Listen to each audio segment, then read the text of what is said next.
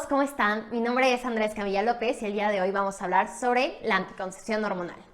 Me gustaría empezar hablando sobre la epidemiología de la vida sexual de los adolescentes mexicanos hoy en día. Comenzaré comentando que hay 77 nacimientos por cada 1000 adolescentes de 15 a 19 años. Y 23% de las y las adolescentes inician su vida sexual entre los 12 a 19 años de edad, viendo que cada vez inician a edades más tempranas. De estos, 15% de los hombres y 33% de las mujeres no utilizaron ningún método anticonceptivo en su primera relación sexual. Lo anterior tiene una enorme relevancia, debido a que el embarazo en la adolescencia tiene consecuencias como deserción escolar y problemas económicos, no solamente en el presente, sino también en el futuro.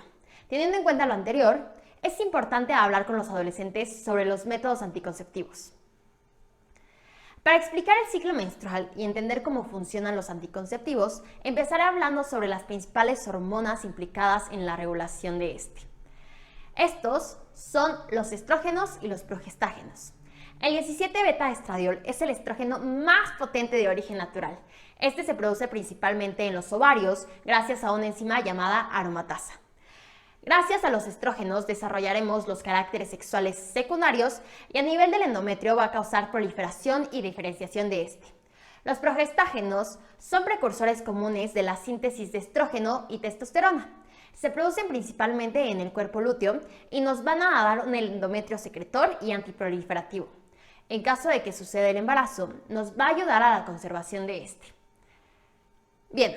Ahora hablemos a rasgos generales de cómo funcionan a nivel molecular estas hormonas. Como ustedes sabrán, las hormonas son liposolubles, por lo que van a entrar a la célula por difusión simple y se van a unir a su receptor intracelular. Posteriormente se va a dimerizar y unir a los elementos de respuesta a hormonas en las regiones promotoras de ADN. Posteriormente van a reclutar coactivadores o correpresores, así inhibiendo o incrementando la transcripción de genes en específico. Bien, ahora hablemos de algo que está súper padre y nos va a ayudar muchísimo a entender el ciclo menstrual, que es el eje hipotálamo-hipófisis gonadal. La hormona liberadora de gonadotropinas, que para fines prácticos vamos a llamar GnRH, va a liberarse intermitentemente y va a estimular la liberación de la hormona folículo estimulante y la hormona luteinizante, que para fines prácticos vamos a llamar FSH y LH respectivamente. Una vez secretadas, van a ejercer su acción en el ovario. La LH va a estimular a las células de la teca para producir andrógenos. Y estos andrógenos, gracias a la aromatasa y al estímulo de FSH, en las células de la granulosa van a producir estrógenos. En estas células se van a producir también activinas e inhibinas, que como su nombre lo dice, van a activar o inhibir. ¿Pero qué van a activar o inhibir? A la FSH. La combinación de tanto estrógenos como progestina inhibe a la GnRH y la liberación de gonadotropinas. La progesterona va a inhibir principalmente los pulsos de GnRH, pero también la actividad de los estrógenos a nivel hipofisiario. Y los estrógenos van a mediar la liberación o la inhibición de la liberación de las gonadotropinas. Bien, ahora hablemos como tal del ciclo menstrual. Tiene una duración normal de 28 días, pero puede durar entre 24 a 35 días. Inicia en la pubertad y se da de manera ininterrumpida. El primer día de la menstruación es el primer día del ciclo menstrual. Ahora vamos a recordar todo lo que ya vimos y vamos a integrar. La GnRH, como ya habíamos visto, va a provocar la liberación de LH y FSH. FSH va a estimular el desarrollo de los folículos y la producción de los estrógenos en estos. Una vez que se produzca cierta cantidad de estrógenos, estos van a inhibir la liberación de gonadotropinas, causando la atresia de la mayoría de los folículos que se estaban desarrollando.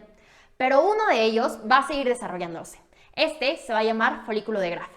Posteriormente, los estrógenos van a dar una retroalimentación positiva que va a estimular la liberación de gonadotropinas, así dando un pico de FSH y LH, que va a ayudar a que el folículo de Graf se hinche y aumente la actividad de sus enzimas proteolíticas y 40 horas después de este pico se va a romper el folículo y dar la ovulación a la mitad del ciclo. Después de la ovulación te preguntarás, ¿qué le pasa al folículo roto? Pues se va a convertir en el cuerpo lúteo que va a producir progesterona principalmente. ¿Te acuerdas que ya lo habíamos visto? Ya teniendo todo esto y haberlo entendido, vamos a ver que antes de la ovulación hay una fase folicular por el desarrollo de los folículos, también llamada proliferativa, ya que los estrógenos, como mencioné, van a inducir la proliferación del endometrio y después de la ovulación habrá una fase lútea o secretora, lútea por el cuerpo lúteo y secretora por el efecto que tienen los progestágenos en el endometrio.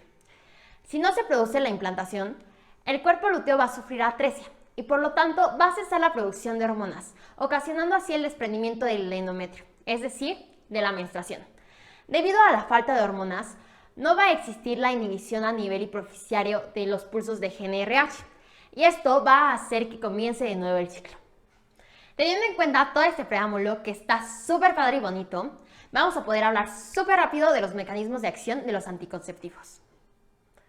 Hablemos de los agonistas de receptores de progesterona, tal como el acetato de medroxiprogesterona, el levonorgestrel y el etonorgestrel. Vamos a recordar un poco. La progesterona, ¿qué va a hacer a nivel hipoficiario? Va a disminuir los pulsos de GnRH, dando como resultado la anovulación. La ovulación se bloquea en 60 a 80% de los ciclos, por lo que su eficacia también se debe a otros efectos, como el engrosamiento del moco cervicouterino que impedirá la entrada libre de los espermatozoides, un endometrio no implantable, recuerden que nos daba un endometrio antiproliferativo, y una disminución de la motilidad y las secreciones de las túas uterinas. Bien, ahora hablemos en específico de etonorgestrel. Se administra por medio de un implante subdérmico. Es una varita de aproximadamente 4 centímetros que funciona durante 3 años. Libera una dosis baja y regular de progestágeno. Tiene una biodisponibilidad de 95 a 100% y esta disminuye conforme pasan los años. Tiene una unión a proteínas de 66% albúmina y 32% a la globulina fijadora de hormonas sexuales, SHBG. Un volumen de distribución amplio de 201 a 245 litros y es metabolizada como todos los anticonceptivos en el hígado por el citocromo P450 3A4. Su excreción es principalmente renal, pero también puede llegar a tener una excreción fecal y tiene una vida media de eliminación de aproximadamente 25 horas. El levonorgestrel se administra por medio de un dispositivo intrauterino, DIU, y de manera oral, ya sea por medio de las minipíldoras o por medio de la pastilla de emergencia. La pastilla de emergencia va a tener su efecto principalmente gracias a la anovulación. Alcanza una concentración máxima por vía oral en 1.7 horas y por medio del DIU de 2 a 7.5 días. Tiene una unión a proteínas del 97 a 99%, uniéndose tanto a la albúmina como a la hormona fijadora de globulinas. Tiene un volumen de distribución de 1.8 litros por kilogramos y sufre un metabolismo tanto por el hígado como tanto a nivel plasmático, sufriendo una reducción, conjugación e hidroxilación. Se excreta por vía renal en un 45% y por vía fecal en un 33%. Su vida media de eliminación por vía oral es de 13.9 horas y el acetato de medroxiprogesterona se administra ya sea por vía intramuscular o por vía subcutánea. Se administra cada 3 meses y esto es gracias a la farmacocinética que nos ofrece. Alcanza su concentración máxima por vía intramuscular a las 3 semanas y por vía subcutánea a los 8.8 días aproximadamente. Se une a la albúmina en 86 al 90%. Tiene un volumen de distribución enorme de 40.564 a 78.024. Sufre metabolismo en el hígado por CYP3A4 y su excreción es totalmente renal. Su vida media de eliminación es por vía intramuscular de 50 días y por vía subcutánea de 43 días, lo que nos va a dar unos efectos adversos de los que hablaremos más adelante. Reacciones adversas. Vamos a ver que generalmente con estos medicamentos se va a presentar un manchado irregular imprescindible. Esto es muy molesto y se da gracias a la falta de estrógenos que se encargan de estabilizar el endometrio. Comúnmente se presenta dolor de cabeza y náuseas. También hay cambios de humor, así como disminución de HDL y aumento de LDL, y una disminución de la densidad ósea. ¿Pero por qué se da una disminución de la densidad ósea? El estrógeno mantiene el equilibrio de los osteoblastos y osteoclastos. Al haber una baja producción de este, se pierde el equilibrio y hay una mayor resorción ósea. También podemos encontrar un aumento de peso, producido principalmente por acetato de medroxiprogesterona, así como una infección o irritación en el sitio de inyección que puede causarse con medroxiprogesterona y en el implante subdérmico de etonorgestrel. ¿Recuerdas que les dije que la vida media de eliminación de medroxiprogesterona nos iba a dar una reacción adversa? Bueno, pues nos puede dar una infertilidad por meses, ya que su efecto va a persistir meses después de dejar de administrarla. También, estos fármacos pueden llegar a presentar acné. Por último, hablemos de los anticonceptivos combinados. Esto, como su nombre lo dice, tiene una parte de estrógenos, en este caso etilenilestradiol, y una parte de progestágenos, en este caso levonorgestrel. Tiene preparaciones monofásicas, bifásicas y trifásicas. En las monofásicas se mantienen las cantidades fijas de estrógeno y progestinas, mientras que en las presentaciones trifásicas y bifásicas cambian las concentraciones de los ingredientes activos, así reduciendo la cantidad de esteroides administrados y aproximándose un poco más a las concentraciones en un ciclo menstrual normal. Actualmente existen presentaciones llamadas modernas, donde hay una menor cantidad de estrógenos, generalmente menor a 35 microgramos, con el fin de evitar los efectos adversos producidos por los estrógenos. Vamos a ver un bloqueo de la ovulación gracias al efecto sinérgico de progesterona, disminuyendo los pulsos de GnRH, y los estrógenos inhibiendo la liberación de gonadotropinas. ¿Recuerdas que los estrógenos inhiben principalmente a FSH? Pues si no tenemos FSH no va a haber un desarrollo folicular, entonces también su mecanismo de acción está en el bloqueo del desarrollo folicular y por lo tanto de la ovulación. Por último, vamos a tener los efectos de la progesterona en el útero que ya no sabemos. La farmacocinética del levonorgestrel ya la vimos, así que solamente se las voy a dejar en esta parte de la pantalla para que la recuerden. Y vamos a ver la de etilenilestradiol. Tiene una biodisponibilidad de 38 a 48%. ¿Esto por qué? Porque sufre un extenso metabolismo de primer paso. Se une principalmente a la albúmina y no se une a la globulina fijadora de hormonas sexuales, pero va a inducir su síntesis. Su volumen de distribución es de 12.4 a 25.5 litros por kilogramo. Sufre un metabolismo a nivel hepático y gastrointestinal. Es importante recordar que este sufre una circulación enterohepática. Se excreta por vía renal y fecal. Tiene una vida de eliminación de 18 horas aproximadamente. Vamos a ver que sus principales reacciones adversas son los efectos cardiovasculares. Nos van a dar un aumento de la presión arterial debido a que aumentan la retención de sodio y agua. También tienen efectos protrombóticos gracias a que los estrógenos aumentan la producción de factores de coagulación como el 2, 7, 9, 10 y 12 y disminuyen los factores de anticoagulación como la proteína C, S y antitrombina 3. También se ha encontrado que produce una vasoconstricción a nivel coronario y una conjunción de todo esto y otras cosas puede producir enfermedades cardiovasculares. Recuerda que las mujeres fumadoras mayores de 35 años presentan un mayor riesgo. Hay un mayor riesgo de desarrollar cáncer de mama, hepatocelular y cervical. Esto es posiblemente por los efectos estimulantes de crecimiento que tienen los estrógenos. También puede desarrollarse enfermedades de la vesícula biliar. Esto es debido a que los estrógenos alteran la composición biliar, aumentando la secreción de colesterol y disminuyendo la secreción de ácidos biliares, así promoviendo la formación de cálculos. Este efecto no es muy común y solamente se ve en mujeres que utilizan por largos periodos de tiempo los anticonceptivos combinados. Hay una precipitación de las cefaleas migrañosas.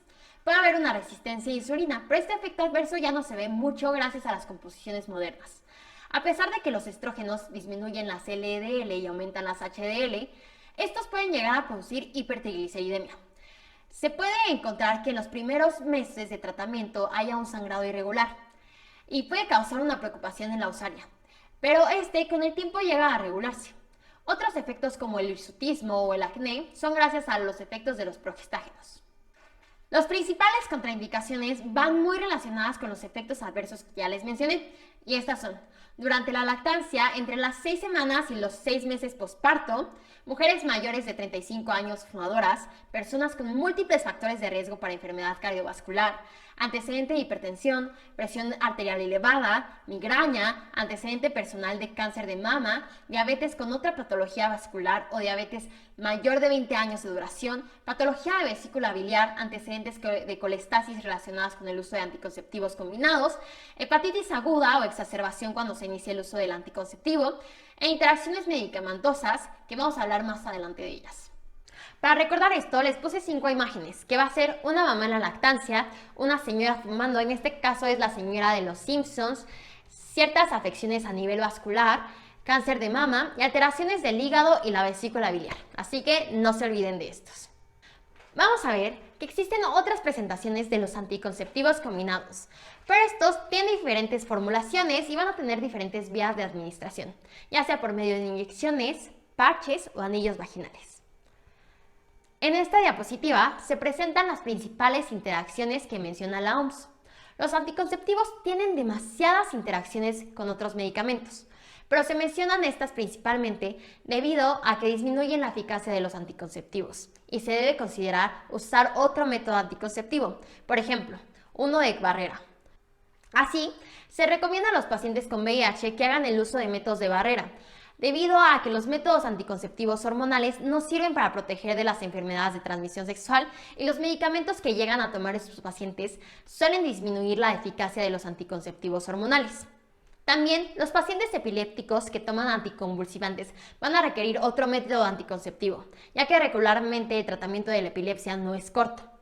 En los tratamientos a corto plazo, por ejemplo, los antibióticos, se puede hacer uso de la anticoncepción hormonal 7 días después de dejar el tratamiento antibiótico. Y mientras tanto, sería necesario usar un método anticonceptivo de barrera. Y bueno, eso es todo por hoy. Muchísimas gracias por su atención. Cualquier duda o aclaración, déjamela saber en los comentarios.